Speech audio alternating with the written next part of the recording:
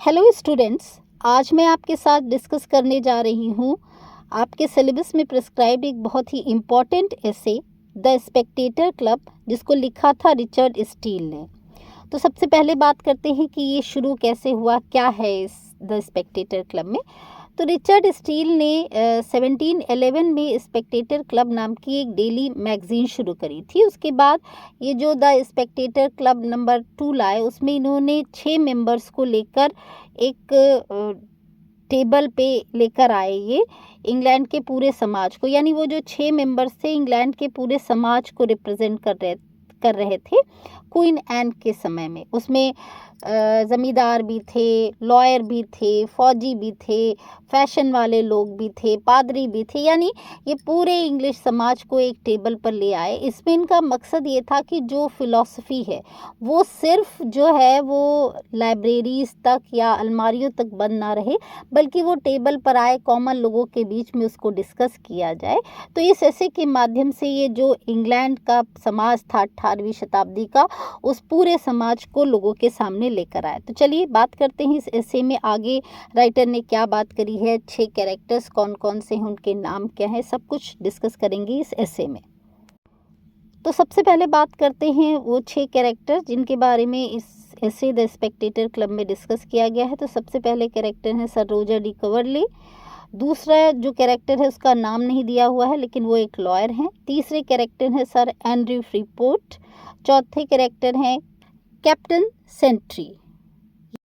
पांचवें कैरेक्टर है विल हनीकोम। और फिर छठा कैरेक्टर एक बिना नाम का क्लर्जीमैन है। ठीक है, तो ये हैं 6 कैरेक्टर्स। इन सारे कैरेक्टर्स के बारे में, इनकी कैरेक्टरिस्टिक्स के बारे में हम लोग आगे डिस्कस करेंगे। तो सबसे पहला कैरेक्टर है सर रोजर डी कवर्ले। तो इनके बारे में बताते हैं ये क्या थे और इनकी क्या स्पेशलिटी थी। तो सबसे पहले कैरेक्टर हैं सर रोजर डी कवर्ले। ये सबसे इम्पोर्टेंट कैरेक्टर हैं इस क्लब के। सर कवर्ली पेपर्स चलाते थे और रिचर्ड स्टील बताते हैं कि इनके जो ग्रेट ग्रैंडफादर थे, उन्होंने एक टाइप का गांव का एक डांस इन्वेंट किया था, यानी उस डांस का नाम इनके ही ग्रेट ग्रैंडफादर के नाम पर था। सर रोजर डी कवर्ले अपने मन का करते थे, परंतु इनकी ये जो मन का करना है या इनकी कह सकते हैं सनक सबको परेशान नहीं करती थी। ये अपने काम से काम रखते थे। ये सोहो स्क्वायर नाम की जगह पर रहते थे और इन्होंने शादी नहीं की। ऐसा कहा जाता है कि इनकी मुलाकात काफ़ी पहले एक महिला से हुई थी जो कि विडो थी। उसने इनमें इंटरेस्ट नहीं लिया और इनके प्यार को रिजेक्ट कर दिया। तब से ये कुछ सीरियस टाइप के व्यक्ति हो गए। इस इंसिडेंट से पहले ये काफ़ी गर्म मिजाज के व्यक्ति थे। ये लॉर्ड रोचेस्टर के साथ में और लॉर्ड इथरेज के साथ में खाना खाते थे। इन्होंने एक लड़ाई भी लड़ी थी और कॉफ़ी हाउस में इन्होंने एक आदमी को लात भी मार दी थी, क्योंकि उसने इनको नवयुवक बंदा कहकर बुला दिया था। लेकिन उस विधवा स्त्री के ठुकराए जाने के बाद ये सीरियस हो गए और लोगों से बिहेवियर इनका और भी अच्छा हो गया। ये अपने नौकरों को उनके नाम से पुकारने लगे और इनके जितने भी टेनेंट्स थे वो उनके पैसों से अमीर हो गए। लेकिन अब इनका फैशन में कोई ख़ास इंटरेस्ट नहीं रहा। ये सेम टाइप के जैकेट को जो समय पहने हुए थे ये पहने रखते थे। इतने टाइम तक 12 बार फैशन बदल गया, लेकिन इनका फैशन अभी तक वही का वही रहा जो इन्होंने उस ब्रेकअप के समय अडॉप्ट कर रखा था।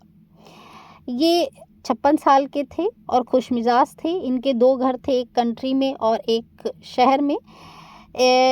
इनके पूरे टाउन में सभी लोग बहुत इज्जत करते थे। जो युवा लड़कियां थीं और लड़के थे, दोनों ही इनको बहुत पसंद करते थे। ये जस्टिस ऑफ द कोरम में इनका ओहदा था। ये काम करते थे और जो कुछ भी इनका काम होता था उसको बहुत ईमानदारी और बहुत अच्छे ढंग से करते थे। ये रेगुलरली चर्च जाते थे। ठीक है, तो ये जो पहले मेंबर थे इनका इंट्रोडक्शन हमें मिल गया है। अब बात करते हैं इस क्लब के दूसरे मेंबर की। तो ये जो दूसरे क्लब के मेंबर है इनका नाम रिचर्ड स्टील ने नहीं बताया है।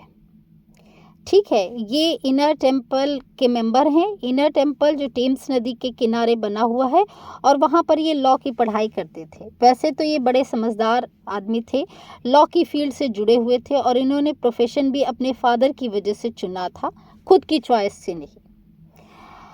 वहाँ पर इनको लॉ और केसेस की स्टडी करने के लिए रखा गया था। अब शायद ही पूरे स्टेट में कोई ऐसा आदमी हो जो इतना पढ़ा लिखा हो। इनको पढ़ने लिखने का बहुत शौक था। एरिस्टोटल हो या लॉन्जाइनस, ग्रीक लिटरेचर हो या अभी का लिटरेचर, इन्होंने सब कुछ पढ़ रखा था। लेकिन जो कानूनी एक्सपर्ट्स हैं जैसे कुक और लिटनटन, इनको पढ़ने में इनको बहुत ज़्यादा मज़ा नहीं आता था या इनको बहुत ज़्यादा मेहनत करनी पड़ती थी, परंतु अपने पिता की खुशी के लिए ये आज भी इस काम में उलझे हुए हैं। ये लिटरेचर पढ़ते हैं इसलिए इनको लॉ पढ़ने का टाइम कम मिलता है। अब इनके पिताजी समय समय पर इनको डिवोर्स के और कानूनी सवाल पूछते हैं तो इनका जवाब इनके साथी देते हैं और उस साथी को जवाब देने के लिए पैसे भी देते हैं। तो ऐसे में स्पीच के मामले में तो इनको सब कुछ पता है, कुछ भी पूछ लो, लेकिन कोर्ट में रिपोर्ट करने में इनको परेशानी होती है। अच्छा, एक बात और इनके बारे में, इनके फ्रेंड्स को छोड़कर कोई इन्हें बेवकूफ़ नहीं मानता, क्योंकि अपने दोस्तों को तो पता ही है ना कि ये लिटरेचर पढ़कर ये सारी नॉलेज इन्होंने जमा की है। काफ़ी बारीक नॉलेज है इन्हें लिटरेचर की। लिटरेचर को पढ़कर लिटरेचर को जज करने में इनका कोई जवाब नहीं। तो ये थे दो कैरेक्टर्स, सर रोजर डी कवर्ली और नेमलेस लॉयर। अब बात करते हैं तीसरे कैरेक्टर की। जो हमारे तीसरे कैरेक्टर हैं वो है sir Andrew Freeport. Sir Andrew Freeport London के एक बहुत ही सफल बिजनेसमैन है और जैसे कि हर पैसे वाला आदमी होता है, इनका दिमाग बहुत तेज़ चलता है। इनको पैसा कमाने में बहुत नॉलेज है। ये हर चीज़ के बारे में पैसे की वजह से बहुत ज़्यादा अच्छी नॉलेज रहते हैं और पैसे की वजह से इनको इज्जत भी बहुत मिलती है। ठीक है, व्यापार की इनको बहुत अच्छी नॉलेज है। व्यापार में कैसे तरक्की की जाए और कैसे उसको और ज़्यादा बढ़ाया जाए, इस पर इनका फोकस रहता है। इनको व्यापार में मेहनत से लेकर कंजूसी तक के सारी चीज़ें पता है, यानी कहाँ पर कंजूसी करनी है, कहाँ पर मेहनत से चीज़ें कर लेनी है, इतना इनको सब कुछ पड़ा है। के बारे में इनको सब कुछ पता है। अच्छा, ये जो कैरेक्टर हैं इनको रिच बनने के या पैसे वाला बनने की सारी टैक्टिक्स पता है। अच्छा, इनका एक मोटिव भी है कि अगर आपने एक पेनी सेव कर लिया, एक पेनी सेव कर लिया तो इसका मतलब एक पेनी आपने अर्न कर लिया। A penny saved is a penny earn, यानी एक पैसा अगर आपने बचा लिया तो वो पैसा आपकी बचत मतलब अर्निंग है, आपने मतलब वो पैसा कमा लिया है। ये व्यापारी इंग्लैंड को रिच बनाने में बहुत महत्वपूर्ण भूमिका निभाते हैं और इंग्लैंड में आने वाला एक जहाज़ भी ऐसा नहीं है जिसमें इनका हिस्सा ना होता हो। मतलब ये कि इंग्लैंड के पोर्ट्स पर जो भी जहाज़ आते हैं उसमें इनका पैसा लगा रखा होता है। ठीक है, तो इंग्लैंड को पैसे वाला बनाने में, इंग्लैंड को धनवान बनाने में इनका एक बहुत महत्वपूर्ण योगदान रहा है। अब नेक्स्ट कैरेक्टर है, ये कैरेक्टर बड़ा ही सैड टाइप का कैरेक्टर है। इसको अपनी चीज़ों से, अपने पास से बड़ा दुख है। कैप्टन सेंट्री, ये इस जो कैरेक्टर है इसमें बड़ी हिम्मत है, बहुत ब्रेव है, ये बहुत ही इंटेलिजेंट है और बहुत मॉडेस्ट है। लेकिन इसके साथ एक अनफॉर्चुनेट घटना ये होती है कि ये एक ऐसा आदमी है जिसे अपना टैलेंट दिखाना नहीं आता। जहाज़ में इसने कप्तान के रूप में काम किया, लेकिन यह आदमी इतना शातिर नहीं जो खुद को प्रेजेंट कर सके। बहुत लायक है, लेकिन बावजूद इसे वो जगह नहीं मिली जो ये डिज़र्व करता था। इससे इसकी ज़िंदगी में, इसके मन में बहुत कड़वाहट रही। ठीक है, ये अपनी ज़िंदगी में जो कुछ अचीव करना चाहते थे वो अचीव नहीं कर पाए। क्यों? क्योंकि एक सीधे साधे व्यक्ति थे और जो शातिर लोग थे वो इनसे कम काबिल होते हुए भी ऊंची पोजीशन को अचीव कर ले गए।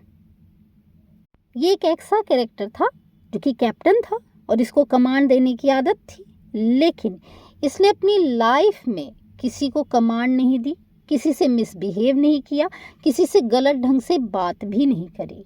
तो ये एक बहुत ही हम्बल व्यक्ति था, जो अक्सर अपनी जो चीज़ ये नहीं अचीव कर पाया, जो चीज़ ये डिज़र्व करता था, उस चीज़ को लेकर ये परेशान होता था। अब जो नेक्स्ट कैरेक्टर है वो है विल हनीकॉम्ब। ठीक है, ये आदमी उम्र के हिसाब से तो मतलब वृद्ध हो रहे थे, लेकिन अपनी पर्सनालिटी या मन से ये बूढ़े नहीं हो रहे थे। मतलब उम्र के हिसाब से बूढ़े हो रहे थे, लेकिन अपनी पर्सनालिटी और अपने मन के हिसाब से बिल्कुल बूढ़े नहीं हो रहे थे। ये आदमी पर्सनालिटी को लेकर बहुत अलर्ट था।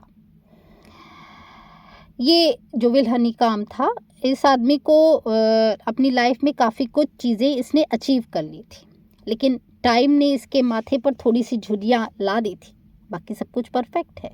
इसकी जो बॉडी है उसको देखकर भी यंग जैसी ही लगती है, हाइट भी अच्छी है, और इस व्यक्ति का इंटरेस्ट हमेशा औरतों को इम्प्रेस करना रहा है। यानी ये अपने जीवन में औरतें किस चीज़ से प्रभावित हो सकती हैं उसके बारे में सोचते रहे। पूरी ज़िंदगी इन्होंने ऐसे कपड़े पहने जो स्टाइल से मैच करें, जो ट्रेंड को मैच करें।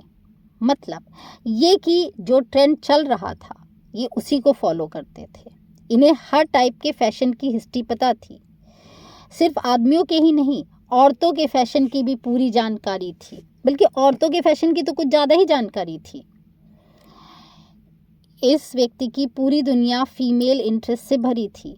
तो ये वो कैरेक्टर है जिसने वुमेन के बारे में बहुत ज़्यादा रिसर्च कर रखी थी। मतलब ये आपको बता सकता था कि उस औरत ने उस डांस में कौन सी ड्रेस पहनी थी, या उस राजा के समय जब जो डांस हुआ था उस समय कौन सा ट्रेंड चलन में था। ये सारी चीज़ें आपको ये विल हनीकॉम्ब बता सकते थे। अब आते हैं इस द स्पेक्टेटर क्लब के लास्ट कैरेक्टर में। इसका भी नाम नहीं दिया है रिचर्ड स्टील ने, ये भी एक नेमलेस क्लर्जीमैन है। ठीक है, ये कैरेक्टर जो है वो कभी कभी मिलता है, मतलब लोगों से कभी कभी मिलता है, स्पेक्टेटर क्लब में कभी कभी आता है, लेकिन जब भी मिलता है तो मज़ा आ जाता है। ये एक ऐसा क्लर्जीमैन है जो हमेशा फ़िलॉसफिकल बातें करता है, हमेशा फ़िलॉसफिकल बातें करता है। हालांकि ये व्यक्ति जो है शारीरिक रूप से थोड़ा कमज़ोर है, बहुत ज़्यादा काम नहीं कर सकता, बहुत ज़्यादा फिज़िकल वर्क नहीं कर सकता, लेकिन ये एक अच्छे एडवाइज़र का काम कर सकता है। ठीक है, ये किसी को भी बहुत अच्छी एडवाइस दे सकता है। फिज़िकली उनकी मदद नहीं कर सकता, लेकिन मेंटली उनकी मदद कर सकता है। आप ये मान के चलिए कि उस तरह का व्यक्ति है जैसे जो लॉयर्स नहीं होते, लोगों को एडवाइस देते हैं कि आप ये काम कर लो तो आपका ये काम सही से हो जाएगा, तो ये वो काम कर सकता था। लोग कहते हैं कि इस आदमी से जितने भी और स्पेक्टेटर क्लब के मेंबर्स थे वो ये उम्मीद करते थे कि जब भी वो हमारे बीच में आएगा किसी न किसी रिलीजियस सब्जेक्ट पर ही बोलेगा। वो रिलीजियस सब्जेक्ट पर ऐसे बोलता था जैसे बाकी दुनिया की चीज़ों में उसका इंटरेस्ट ही ना हो। तो ये थे द स्पेक्टेटर क्लब के 6 मेंबर्स। अच्छा, कभी कभी आपसे एग्ज़ाम में ये भी पूछा जाता है who is the narrator of the spectator club. तो स्पेक्टेटर क्लब के नरेटर रिचर्ड स्टील ही माने जाते हैं।